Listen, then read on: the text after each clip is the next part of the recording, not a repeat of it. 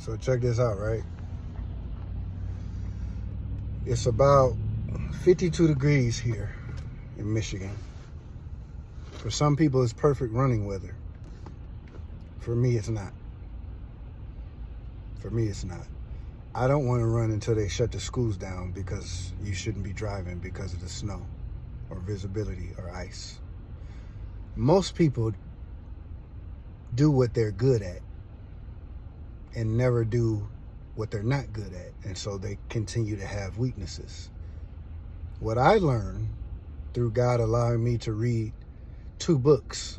One is called Can't Hurt Me. Both. The second one is called Never Finish. Both are by David Goggins. After reading that book, it literally changed how I view life. Right? This is perfect running weather for some people because it's easy. Again, people do what's easy. People don't want to get outside when it's snowing. People don't want to start, most people don't want to start running when it's 90 degrees and above. Most people don't want to run uphill. Most people are waiting for the right, exact, perfect time, perfect temperature, perfect climate. And that's why your results are dependent on how you feel. Because you know, if you're getting outside when it's a blizzard and it's snowing, it's going to suck. But that's what you actually should be running towards instead of away from. If you train your mind to continue to run towards the toughest obstacle of the day, after a while, you have reprogrammed your mind to constantly get better, because you don't get better by doing easy stuff. You don't get better by doing the same thing you were doing on the treadmill 6 months ago. You don't get better by running only when it's 70 and sunny.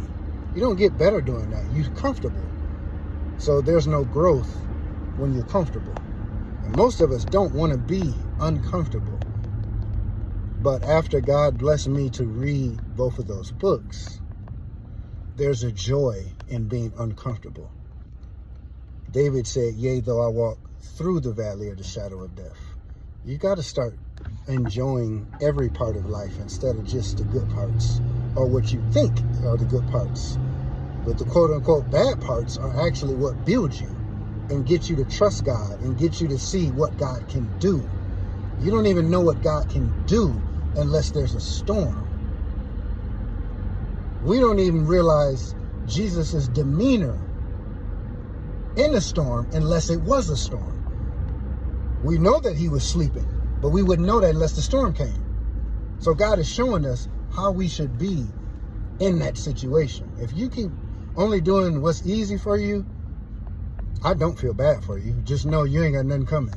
You still doing the same amount of cardio you was doing last year. You don't want to grow. You're not really serious. You think you are, but you don't realize you're just doing it out of habit and out of religion. That's what religion is. You know, I'm into spirituality. I'm into being led by the Holy Spirit. I'm into getting better.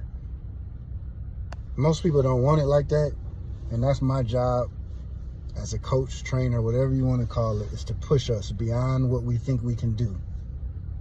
But staying the same and waiting until the weather is perfect to do something, your hard work shouldn't be dependent on outside sources. It should be dependent on the commitment that you made yourself. Whether you said you was going to do this or not, that's it. That's the only commitment you need. Doesn't matter what the weather doing. Doesn't matter how much money you got. It doesn't matter how much sleep you got. It don't matter what the kids doing. It don't matter what your spouse doing. It don't matter how your body's feeling. It don't matter what your job is doing. You said you was going to do this. Now do it. That's it. He said, let your yays be yays and your nays be nays. I didn't write that. So if you don't like it, then you don't like God.